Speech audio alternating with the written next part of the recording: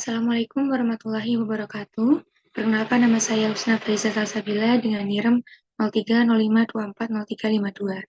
Di sini saya akan menjelaskan analisis biaya pada usaha tani, yaitu pada budidaya organik dan budidaya anorganik. Nah, pada soal yang diberikan oleh Bu Fitria, di sini sudah diketahui mengenai uraian yang ada di tabel. Nah, pada tabel di sini terdapat uh, uraian upah gaji, biaya operasional bahan, lalu ada biaya penyusutan alat dan juga hasil panennya. Nah, yang pertama pada budidaya anorganik, sebelumnya ini tabel yang saya pisah supaya untuk mempermudah dalam perhitungan. Yang pertama pada budidaya organik, pada uraian pertama yaitu upah dan gaji, di sini terdapat 7 poin, yaitu ada pembukaan lahan, pemupukan dasar, penanaman, pemupukan, pengendalian OPT, penyiangan, dan juga panen. Nah, total biaya upah gajinya itu sendiri ada 1.475.000. Ini didapatkan dari penjumlahan dari mulai poin pertama sampai poin ketujuh. Nah, dengan volume ini yang sudah diketahui yaitu pembukaan lahan ada 10, lalu pemupukan dasar ada 4, ini merupakan satuannya yaitu HOK, dengan biaya satuannya yaitu 25.000 per satuan. Kemudian, yang kedua adalah biaya operasional bahan. Di sini terdapat 7 komponen, yaitu ada bibit, biokasi, biofertilizer, zeolit, fosfat alam, pupuk kandang, dan juga pestisida. Di sini juga sudah diketahui volumenya dan juga harga satuannya, yaitu yang pertama ada bibit dengan 2.000, kemudian dikalikan dengan 80 menghasilkan 180. Lalu di bawahnya ada biokasi, biokasi juga sama, 500 dikalikan dengan 1.000 hasilnya 500.000.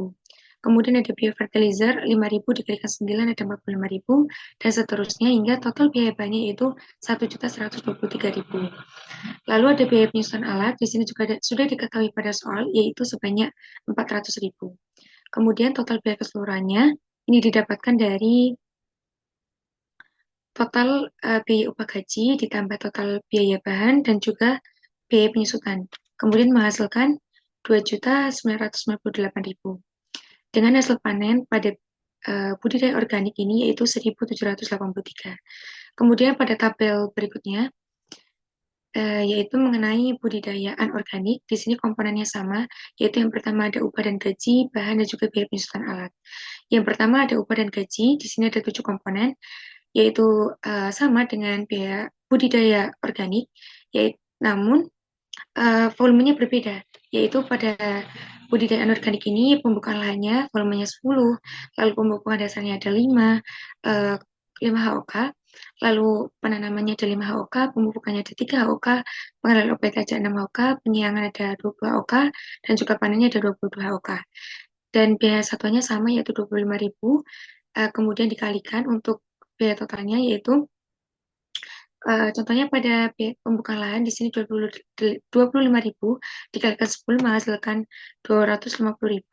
Kemudian ada panen ini 25.000 dikalikan dengan 22 menghasilkan 550.000 rupiah. Nah, kemudian total biaya upah dan gaji ini didapatkan dari penjumlahan dari 7 komponen ini dengan rumus sama dengan sum, kemudian di shift pada kolom pertama yaitu pembukaan lahan sampai panen, kemudian enter menghasilkan 1.775.000. Kemudian ada bahan, di sini ada 6 komponen.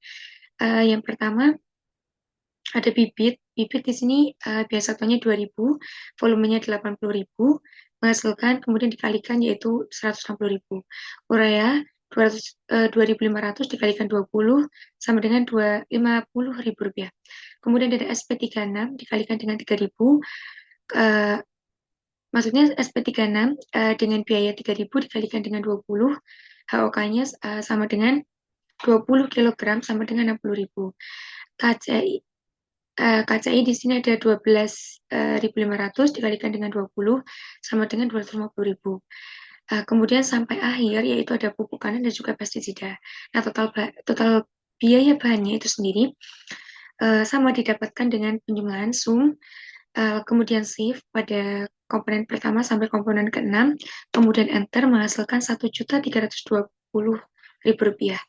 Biaya penyusunan alatnya sama dengan budidaya organik yaitu Rp400.000, sehingga total biaya keseluruhannya yaitu penjumlahan antara total biaya upah gaji, total biaya bahan, dan juga biaya penyusunan alat menghasilkan Rp3.455.000.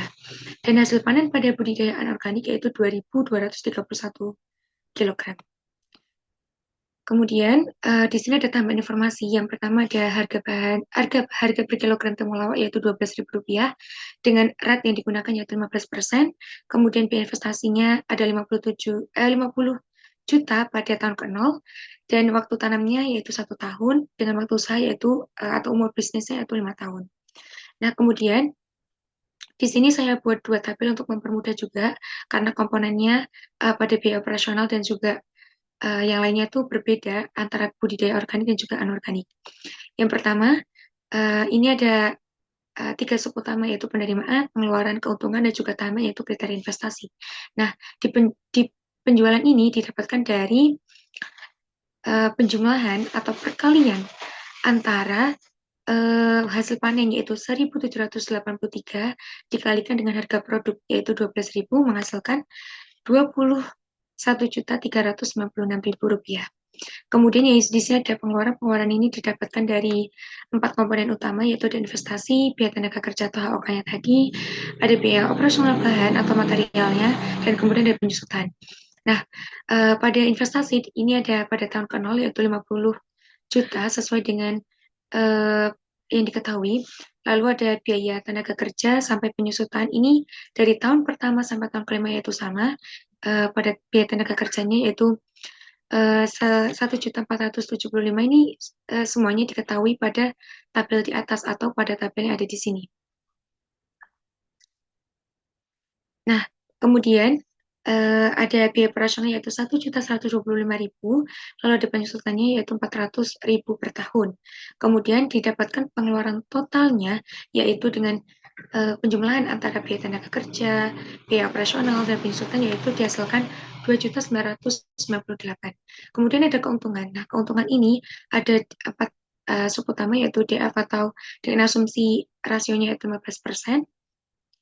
Lalu ada PV penerimaan, PV pengeluaran, juga PV keuntungan. Nah, pada diskon rasionya 15% ini didapatkan dengan rumus 1 per 1 tambah 0,15 karena 15%, 0,15 dipangkatkan dengan 0 karena pada tahun ke-0, maka menghasilkan 1. Kemudian pada tahun ke-1 ini sama, tinggal diganti pangkatnya saja. Yang awalnya tadi pada tahun ke-0, nah pada tahun ke-1 itu juga 1. Dengan rumus yang sama 1 per 1 plus 0,15 dipangkatkan dengan 1 maka menghasilkan 0,87. Begitupun sampai tahun kelima, yaitu dengan rumus yang sama namun dengan pangkat yang berbeda sesuai dengan tahunnya. Lalu pada PV penerimaan ini didapatkan dari perkalian antara maksudnya penjualan dikalikan dengan DF atau diskon faktornya, yaitu menghasilkan 18 juta sekian. Ini hasilnya berbeda dari tahun pertama sampai tahun kelima karena diskon faktornya berbeda yaitu pada tahun ke-0 ada 0,8, pada tahun kedua 0,7 dan berikutnya. Lalu pada PV pengeluaran ini didapatkan dari pengeluaran dikalikan dengan DF. Nah, kemudian menghasilkan contohnya pada tahun pertama pengeluaran yaitu 2.998 dikalikan dengan DF-nya yaitu 0,87 maka menghasilkan 2.600 sekian. Begitu juga sampai tahun kelima. Kemudian ada PV keuntungan. PV keuntungan juga sama, namun rumusnya yaitu pengurangan antara PV penerimaan dikurangi dengan PV pengeluaran setiap tahunnya. Maka pada tahun pertama contohnya ini ada 18 juta dikurangi dengan 2 juta sekian, maka menghasilkan 15 juta sekian. Kemudian ada kriteria investasi. Nah, kriteria investasi ini ada beberapa komponen utama. Yang pertama ada NPV. NPV ini didapatkan dari PV keuntungan penjumlahan dari tahun ke-0 sampai tahun kelima, maka menghasilkan 11 juta sekian. Nah, pada PV kriteria investasi ini yaitu diketahui dengan sama dengan nol, maka usaha tersebut dikatakan layak. Lalu ada net BC. Net BC ini didapatkan dari penjumlahan antara PV keuntungannya positif dibagi dengan PV yang negatif atau keuntungan bertahan ke nol, maka menghasilkan 1,2. Artinya, Rp1 biaya yang dikeluarkan akan menghasilkan keuntungan bersih sebanyak Rp1,23. Kemudian ada gross BC. Gross BC di sini yaitu 1,19 atau 1,9. Ini artinya Rp1 biaya yang dikeluarkan akan menghasilkan keuntungan kotor sebanyak 1,19. Di sini gross BC didapatkan dari penjumlahan antara PV penerimaan dibagi dengan penjumlahan PV pengeluaran. Kemudian ada IRR-nya. IRR ini didapatkan dengan rumus IRR, kemudian buka kurung yaitu keuntungan dari tahun ke-0 sampai tahun ke-5, kemudian tutup kurung. Di sini artinya didapatkan 24%, maka artinya pengembalian investasi sebanyak 24% selama 5 tahun. Kemudian ada BEP unit.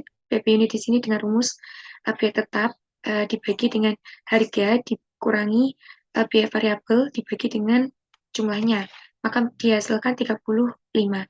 Di sini kemudian ada BEP penerimaan. Nah, pada BEP unit itu artinya minimal produksi atau minimal penjualannya yaitu sebanyak 35 unit supaya kondisi ini tidak rugi atau tidak untungnya itu sama dengan impas. Kemudian pada BEP penerimaan di sini didapatkan dengan rumus biaya tetap per 1 dikurangi biaya variabel per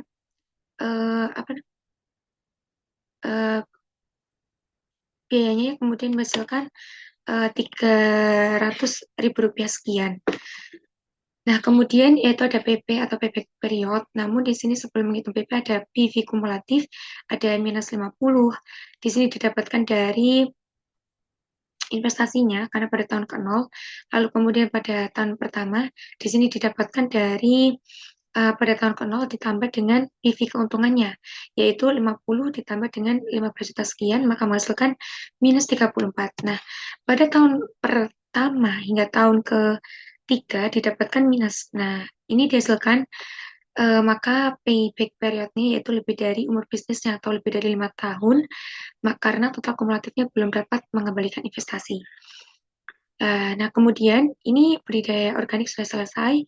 Lalu next slide pada tabel kedua yaitu budidaya anorganik. Komponennya sama, namun terdapat komponen berbeda yaitu pada pengeluarannya atau biaya operasional bahannya. Karena operasional bahannya yang digunakan juga berbeda. Nah, pada budidaya anorganik ini di sini sama, yang pertama ada penjualannya. Nah, karena jumlah yang diproduksi itu berbeda, yaitu 2.200 sekian dikalikan dengan 12.000 menghasilkan 26 juta sekian. Nah, kemudian ada pengeluarannya. Pengeluarannya ini sama dengan investasinya yaitu 50 juta sekian. Lalu ada investasi, tenaga kerjanya juga berbeda karena volumenya tadi berbeda pada tabel yang di atas. Maka yang dihasilkan pada biaya tenaga kerjanya juga berbeda, yaitu 1.775 juta sekian. Lalu ada biaya operasionalnya juga berbeda komponennya, karena pada komponen anorganik ini ada urea, SP36, KCI, dan juga pupukan ada pestisida juga. Nah, di sini dihasilkan totalnya itu Rp1.320.000. Maka total biaya pengeluarannya juga berbeda dengan biaya organik. Nah, pada biaya anorganik ini didapatkan 3 juta sekian. Ini sama dengan biaya atau total pada tahun pertama sampai tahun kelima. Nah, kemudian ada keuntungan. Keuntungan ini tentu saja juga berbeda karena biaya yang di atas juga berbeda. Didapatkannya yang pertama ada penerimaan yaitu pada tahun ke-0 dikalikan biaya penerimaan dikalikan dengan DF yaitu menghasilkan 23 sekian. Dan ini jumlahnya berbeda hingga tahun kelima dikarenakan DF yang digunakan juga berbeda, yaitu ada 0,87, 0,75, 0,65, 0,57, dan juga 0,49. Kemudian ada kriteria investasi. Kriteria investasi ini juga berbeda dengan biaya budidaya organik. Pada NPV-nya di sini didapatkan dari PV kumulatifnya atau PV keuntungannya dijumlahkan pada tahun ke-0 hingga tahun ke-5, yaitu didapatkan pada budidaya anorganik yaitu 28 juta sekian. Dengan net BC-nya ini 1,56, artinya satu biaya yang dikeluarkan akan menghasilkan keuntungan bersih sebanyak 1,56 rupiah. Kemudian ada gross BC-nya dihasilkan 1,45, maka artinya 1 rupiah biaya yang dikeluarkan akan menghasilkan keuntungan kotor sebanyak 1,45 rupiah. Kemudian ada IRR-nya, IRR di sini didapatkan 37 juta sekian. Ini dengan rumus IRR, buka kurung keuntungan dari tahun ke-0 sampai tahun ke-5, tutup kurung, kemudian enter, yaitu ada 37%, maka artinya pengembalian investasi sebanyak 37% selama 5 tahun, yaitu BEP unit yang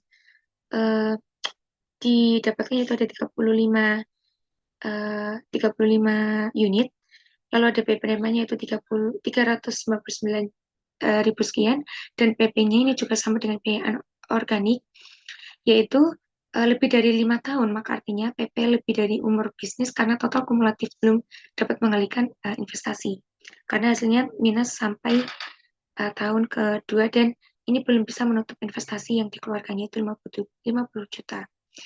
Nah, soal kedua yaitu simpulkan usaha mana yang lebih menguntungkan, penanaman dengan organik atau non-organik. Kita jelaskan alasannya. Jawabannya, lebih layak proyek non-organik karena dari nilai kriteria investasi semuanya lebih besar proyek non-organik daripada proyek organik, yaitu pada komponen NPV, net BC, gross BC. Namun BEP unit lebih rendah sehingga nilai impas lebih rendah. Nah, pada di sini bisa dilihat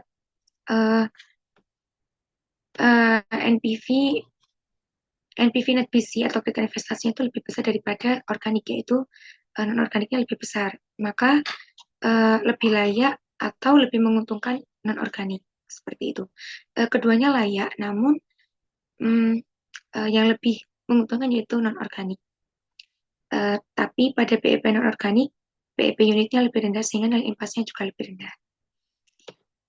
Sekian analisis biaya yang dapat saya sampaikan pada analisis budidaya organik dan juga anorganik. Terima kasih. Wassalamualaikum warahmatullahi wabarakatuh.